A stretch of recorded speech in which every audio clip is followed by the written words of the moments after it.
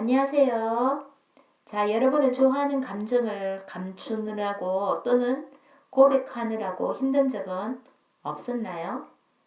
예, 이 글은 글쓴이가 어린 시절에 일어난 일상의 경험을 회상하며 또 추억하고 또 감회에 젖는 글을 토대로 쓴 것입니다. 자, 그래서 이 글은 수필이라고 하지요. 여러분과 한번 수필에 대해서 학습해 보도록 하겠습니다. 네, 핵심 정리 한번 해볼까요? 자, 연필에 새긴 이름. 자, 이 글은 글쓴이 어린 시절을 회상해서 썼죠. 그래서 회상적, 그 다음에 자기의 마음을 드러내고 있죠. 고백적. 경험한 것을 토대로 적었어요. 경험적. 그래서 경험한 것을 자기의 정서를 담아서 쓴 글이기 때문에 우리는 뭐라 할까요? 수필이라 합니다. 자, 이 글의 중심 제재는 자개 연필이 되겠습니다. 예. 주제는 어린 시절 자기가 좋아하는 여학생에게 마음을 직접 표현하지 못하여서 자기 연필에 이름을 새겨서 그 여학생의 책상 속에 넣어놨는데 그것으로 자기의 마음을 전하려고 했지요. 그런데 그 일이 공교롭게도 실패로 돌아갔지요. 그렇지만은 또 실패로 돌아가서 창피를 당할 줄 알았는데 선생님의 배려로 또 무사히 지나간 그 어린 시절의 사랑 고백의 한 장면이 되겠습니다. 그래서 어린 시절 실패한 사랑 표현에서 느끼는 설레는 마음과 또 그것을 잘 전달하지 못하고 아쉽게 끝나는 그런 마음, 아쉬움을 담고 있다고 보면 되겠습니다. 네, 이 글에 대한 특징은 실제 벌어지지 않은 일을 상상하여 서술하는 부분이 있습니다. 자기가 좋아하는 미숙이라는 학생의 책상 속에 자기 연필에 이름을 새겨서 넣어두었는데 그 연필을 발견하고 미숙이가 이제 끈에 이리저리 살펴보기 시작했다 하는 부분까지는 실제로 자기가 했던 행동이고 일어나는 행동입니다. 그런데 나는 눈을 지그시 감았다 부분부터는 상상입니다. 상상. 나는 눈을 지그시 감았다. 미숙이는 곧 내 이름을 볼 것이다. 그리고 내가 친구들 몰래 준 것이라는 감을 잡고 나를 향해 미소 지으리라. 중간 생략하고요. 그 다음에 내 이름이 미숙이 손에 깎여 나간다. 연필 향기가 내 코앞을 스친다. 라고 표현되어 있는 부분이 바로 연필을 발견한 미숙이가 고마워할 것이라고 상상하며 즐거워하는 나의 모습을 그리고 있습니다. 그래서 상상하여 서술했다. 그 다음 맨 마지막 부분도 보면은 나의 예상이라 그럴까요? 그런 것도 들어가 있습니다. 그 다음 상황에 따라 심리 변화가 실감나게 표현되고 있어요. 글쓴이의 심리 변화가 어떻게 표현되고 있는가 하면은 맨 처음에는 미숙이한테 자기 연필에 이름을 새겨서 미술 책상 서랍에 넣잖아요. 그때는 막 설레고 아무도 모르게 하니까 또 긴장됐을 거예요. 그 다음에 미숙이가 연필을 발견하지 못했어요. 자기 상상과는 달리 초조하고 잘못하면은 이 자기 행동이 모든 친구들에게 이렇게 들통이 나니까 부끄럽잖아요. 그래서 후회가 막 돼요. 그런데 자 나중에는 보면 미숙이가 선생님 앞에 가지고 나가는데 선생님이 그 연필에 새겨진 흠집을 보고 미숙에게 그냥 쓰라고 말합니다. 그래서 나중에 위기를 모면하게 되겠죠. 그래서 안심하며 안도하는 그런 글쓴이 심리가 잘 드러나고 있습니다. 조금 있다가 이 심리에 관해서는 더 자세히 보겠습니다. 그 다음 과거의 일을 회상하는 형식으로 어린 시절의 경험을 솔직하고 고백하듯이 서술하고 있어요. 그래서 재미있죠. 그 다음. 네, 이 글의 짜임은 우리가 수필에서 본 구성 단계처럼 처음, 중간, 끝 세 단락으로 되어 있습니다.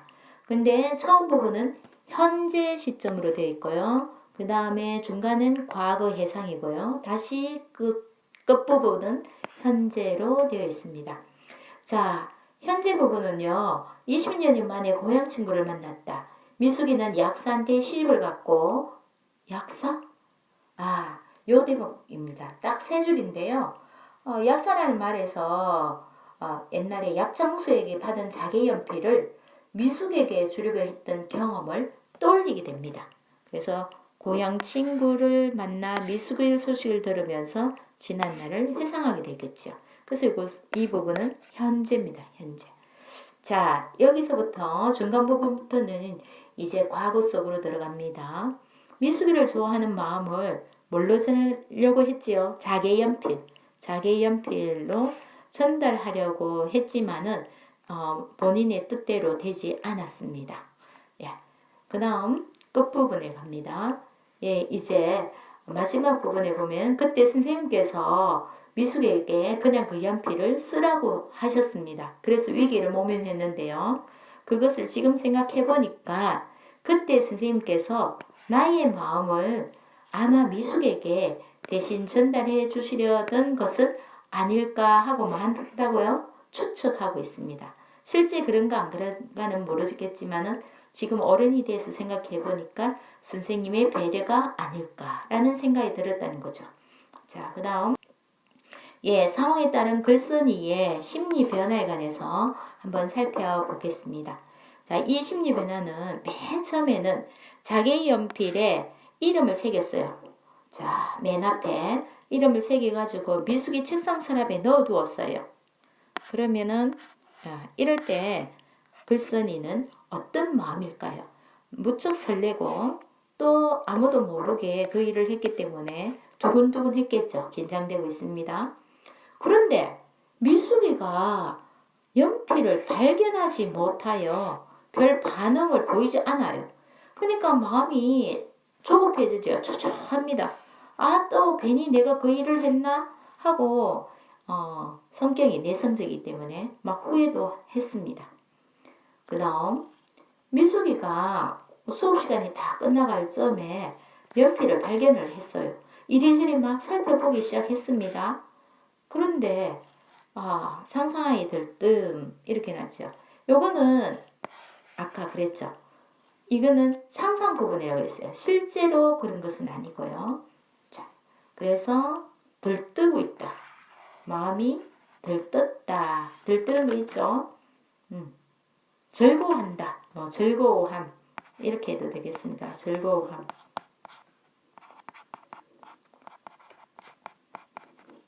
그 다음 예, 이제 수업이 다 끝나갔습니다. 예, 그런데 갑자기 미숙이가 선생님한테 나갔어요. 그러면서 미숙이가 선생님한테 그 연필을 주는 거예요.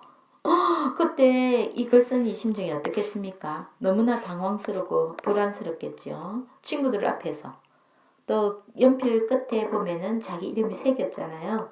그래서 얼마나 조마조마했는가 모릅니다. 불안했겠죠. 네, 모든 친구들 앞에서 자기 이름이 불려질 수 있는 상황이니까. 그런데 선생님께서 흠집을 보고 미숙이에게 그냥 쓰라고 말했습니다. 그래서 비로소 나의 마음이 안심하고 안도감을 느꼈다라고 말할 수 있겠죠. 선생님의 배려가 아닌가 싶습니다. 그 다음 자, 글쓴이의 상상과는 다르게 전개된 부분을 한번 살펴보겠습니다. 글쓴이가 먼저 상상한 부분을 살펴보면요. 두 부분이 있는데 한 부분은 미숙이가 내 이름을 확인하고 내 마음을 알겠다고 고개를 끄덕이며 연필을 깎는 부분이 되겠습니다. 이거는 26쪽에 나옵니다. 자, 그런데 실제로는 그렇지 않았죠. 이렇게 상상하며 자기 자신이 즐거워했던 그런 상상 부분이 있고요. 그 다음 두 번째 부분은 27쪽에 있어요. 페이지 27쪽. 미숙이가 수업 시간이 다 끝난 무렵에 선생님한테 내가 준 연필을 들고 나왔어요. 이제 나는 머리가 쭈빗쭈빗 서기 시작합니다. 자, 이거 누구 연필이지? 미숙이 책상 서랍 속에 들어있었다는데 쿵당거리던 가슴이 터져버릴 것 같았다. 곧 선생님이 내 이름을 부르고 이 연필이 왜 미숙이 책상 서랍에 들어가 있느냐고 물으실 것이다. 아이들의 웃음소리와 눈빛이 나를 덮쳐오리라 하고 예상했습니다. 앞으로 일어날 일을 뭐하고 있다? 이 부분은 예상했지요. 그러나 자기 예상과는 다르게 일이 진행됩니다. 실제 상황은 미숙이가 자기의 마음을 눈치챘다고 생각했는데 그것이 아니고 오히려 선생님에게 연필 주인을 찾아달라고 했는 것이 실제 상황이고, 또 선생님이 나의 행동에 대해서 아이들한테 공개적으로 말을 해서 아이들한테 웃음거리가 되었다고 생각했는데 선생님은 오히려 미숙이에게 주인이 없는 연필 같으니 그냥 쓰라고 말씀하십니다. 그래서 내가 안도감을 느꼈다고 말했죠. 자, 이렇게 상상과는 다르게 전개된 부분이 있습니다. 재미있죠? 그래서 그 다음 연필의 의미입니다. 자개 연필입니다. 자개 연필. 자개가 새겨진 연필인갑죠. 자, 이 연필에서 나는 좋아하는 친구에게 마음을 전하려고 사용한 물건입니다. 매개체지요. 나의 사랑을, 나의 마음을 누구에게, 미숙에게 전달하고자 했던 매개체의 물건이 바로 연필이 되겠고요. 미숙은 서랍 속 주인이 없는 물건이다라고 단순히 생각했어요. 그러나 선생님은 좀 더 세심하게 그 물건을 살폈겠지요. 그래서 남학생이 아마 좋아하는 여학생에게 마음을 전하고자 한 물건임을 눈치채고 배려하는 행동으로 그 여학생에게, 미숙에게 그냥 그 연필을 쓰라고 한 물건이 되겠습니다. 자, 이렇게 나의 입장과 미숙의 입장과 선생님의 입장을 연필 하나로 가지고 이렇게 세 가지의 의미를 찾아봤습니다. 네, 마지막으로 작품에 나타난 작가의 경험이 어떻게 문학적으로 형상화되고 있는가? 이 형상화란 말은 구체적인 모습으로 그려져 있는가? 구체적인 모습으로 그려져 있는 겁니다. 자, 작가의 경험은 그냥 어린 시절 좋아하는 친구에게 마음을 전달하려다가 실패했던 경험입니다. 그런데 이 경험을 작가는 문학 속에 구체적인 모습으로 다가오도록 했어요. 우리에게. 어떤 방법을 썼는가 하면은 과거 일을 회상하는 형식으로 어린 시절에 있었던 일을 솔직하고 고백하듯이 서술했습니다. 솔직하게 고백하듯이 서술했다. 그 다음 상황에 따른 글쓴이의 심리 변화를 생생하게 드러내고 있습니다. 나타내고 있죠. 어떤 상황에서는 어떤 마음이 들었는가를 구체적으로 밝히고 있습니다. 세 번째, 실제 벌어지지 않은 일을 상상하여서 또 우리한테 더욱더 실감나게 이 작품으로 몰입할 수 있도록 해주었죠.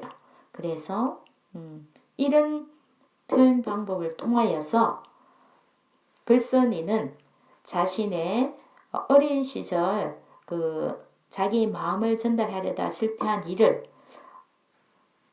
오히려 이 글을 통하여서 어린 시절 추억을 떠올리며 가졌던 어떤 마음이 있죠. 그것을 다시 한번 느껴보는 거예요. 설레는 마음과 또 그 일이 아쉽게 끝났던 것을 또 우리한테 여운을 남기고 있죠. 그래서 설렘과 아쉬움을 느낀다고 표현하고 있습니다. 의미의 재해석에서는요. 이상 강의를 마치도록 합니다.